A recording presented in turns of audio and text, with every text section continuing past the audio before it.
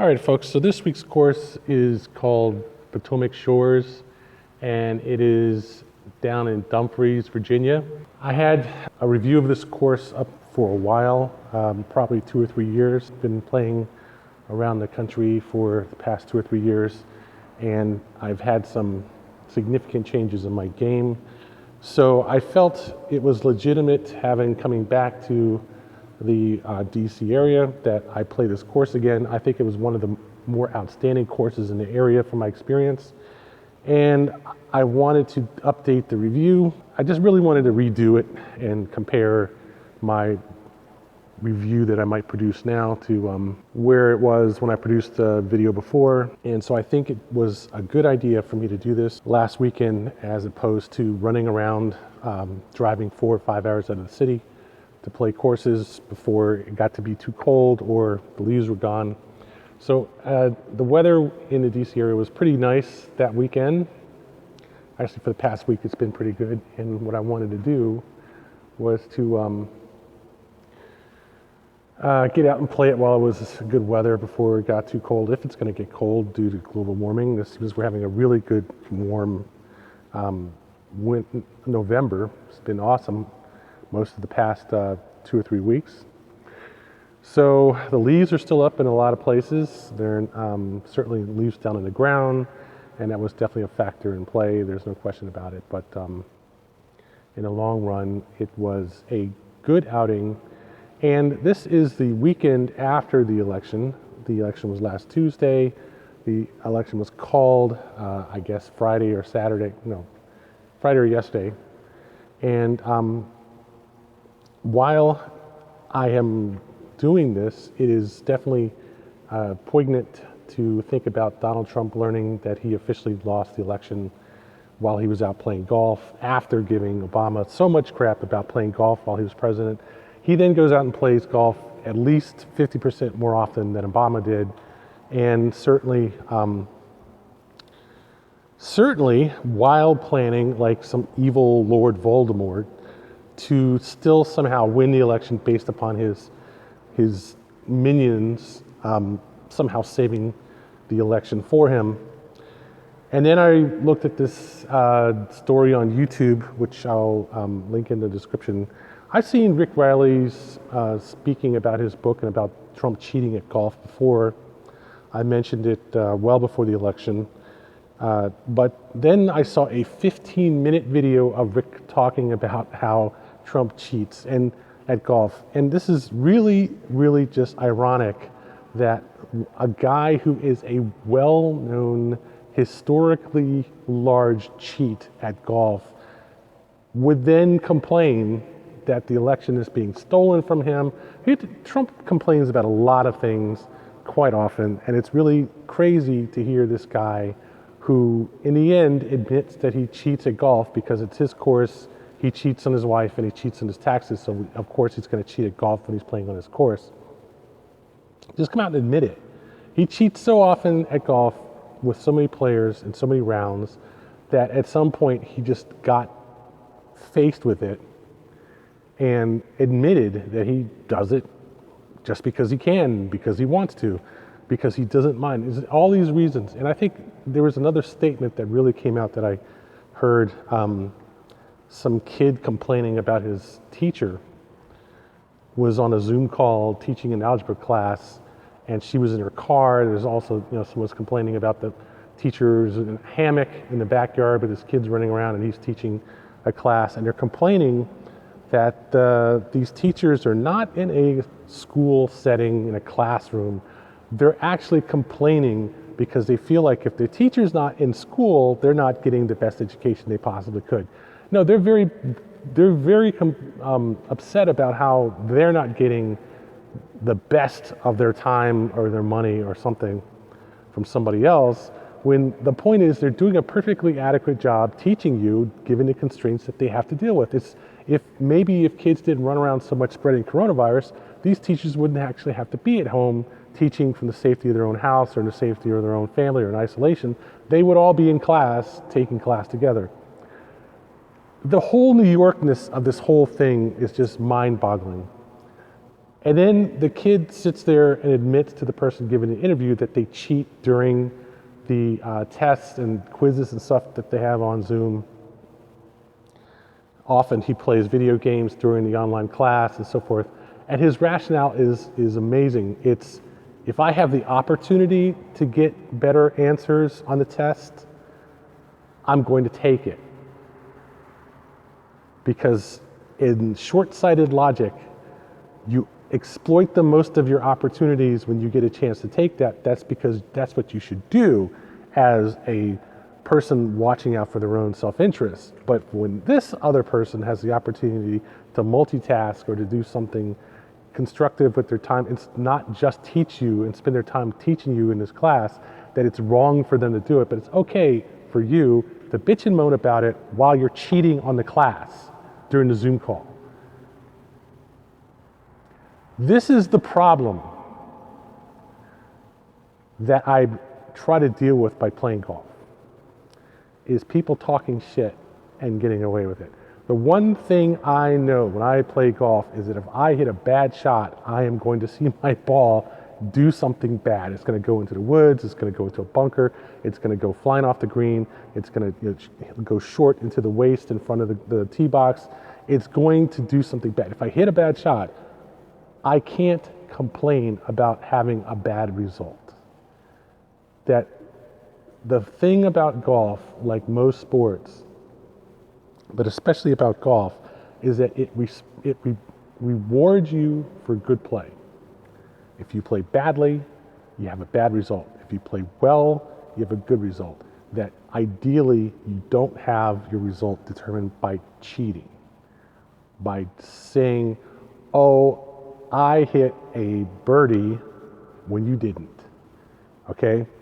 And so this is the thing I want to say about this course.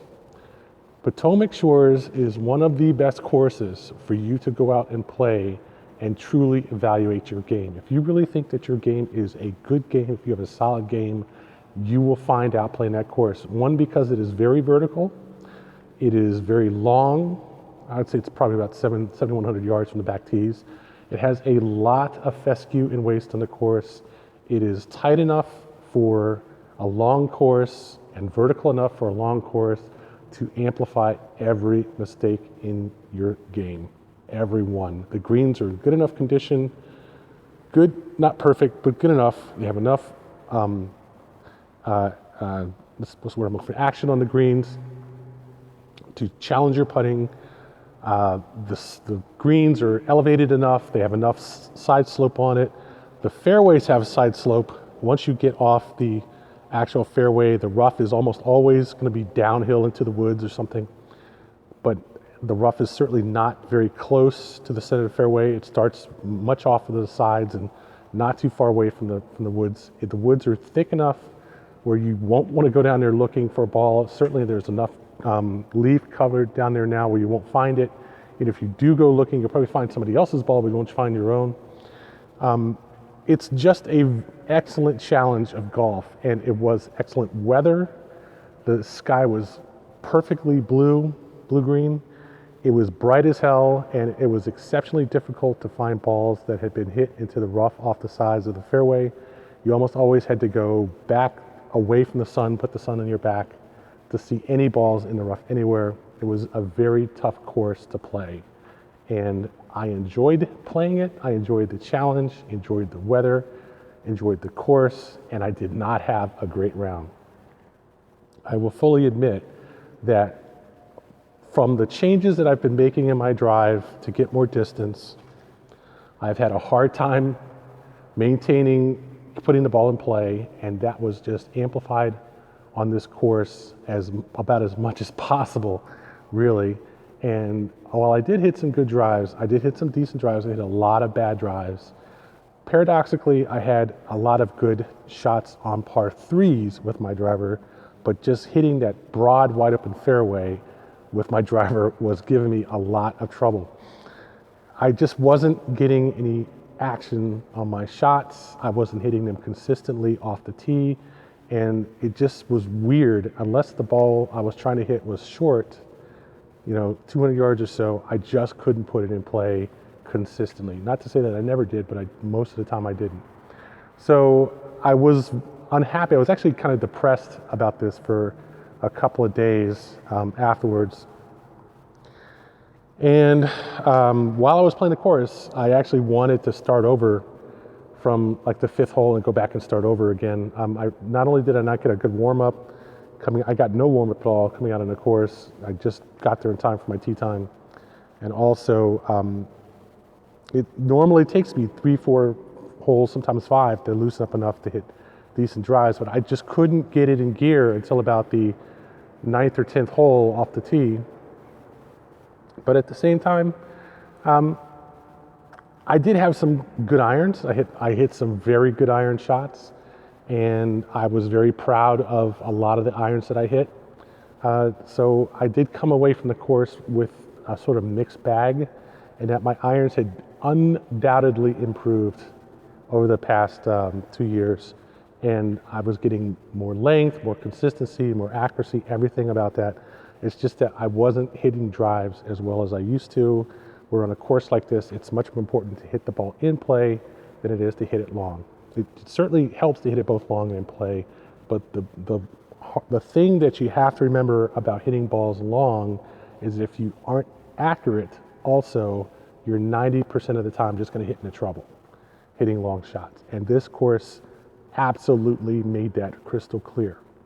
So while I will say that it's not the world's best course, it's not the world's most interesting course, there's certainly other courses in the area that are fun to play. And on top of that, we found out halfway through the round that the course was cart path only. Beautiful day, hadn't rained there for a while, and it's still cart path only because from August to April, it's cart path only. Okay, they don't care about the weather. All they care about is the season.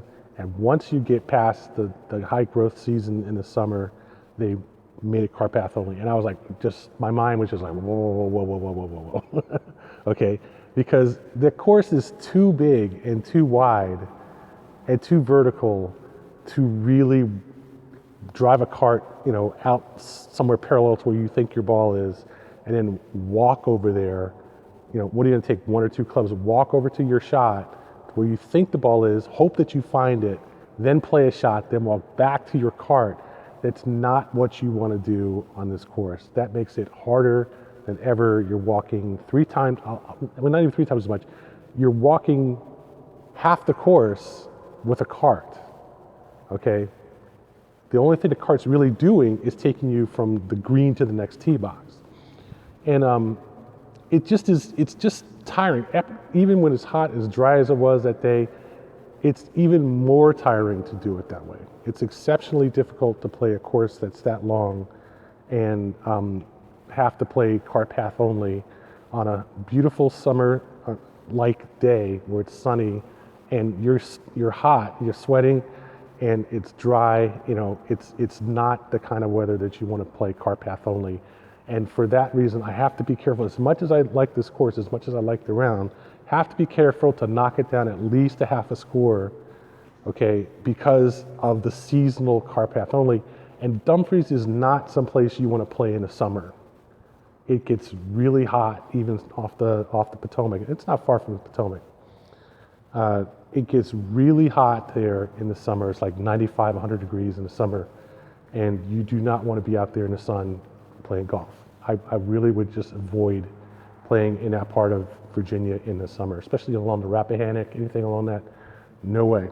The mountains definitely would be better. Harrisonburg, down on the Shenandoah, that's 200 miles away from the Chesapeake Bay. It's a much better place to play golf than in the summer than to play along the shore. And certainly worth at least a half stroke in that. But otherwise, had a great time playing the course, stayed great cart service.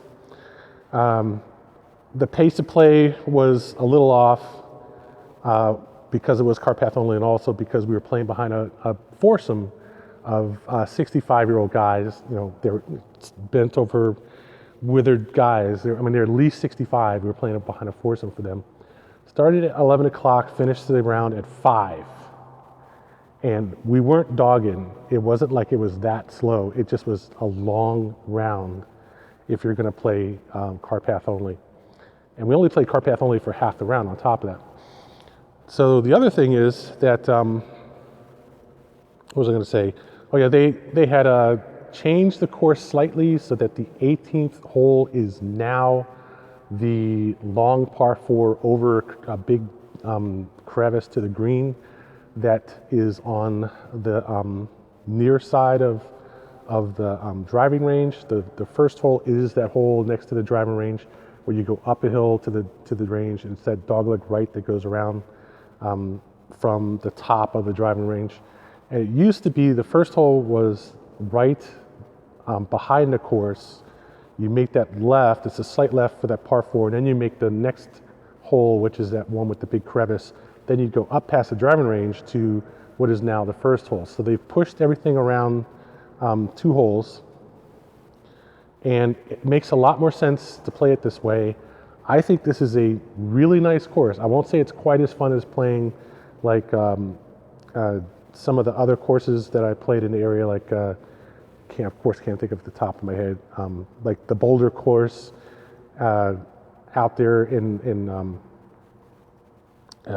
Winchester. Some of the really fun courses that I've played in the area, which are not too many, Musket Ridge maybe, but Musket Ridge is not as good a course as this course. Maryland National is a long, challenging course, but it's still not quite as nice as Potomac Shores. I've always thought that it was one of the courses that if I was going to recommend for somebody who's coming to DC to play, that Potomac Shores is one of those top courses that I'd recommend. And it was true to my memory of the course. And I certainly have to give it at least a B+ for the course. Okay, I won't say it's as good as Rock Harbor, as fun as Rock Harbor, or as much of a challenge as Rock Harbor, but it is a better course than Rock Harbor. It is a better course than Whiskey Creek. It's one of, if not the best courses I've ever played. And it definitely has everything that I'd want in a golf course except really great scenery. But what are you going to do? You can't have everything, all the time. I'd say it's a B+ at least for the course, -half down to a B, just because of the car path only restriction from August to April. Though I would prefer not to have any houses on the course.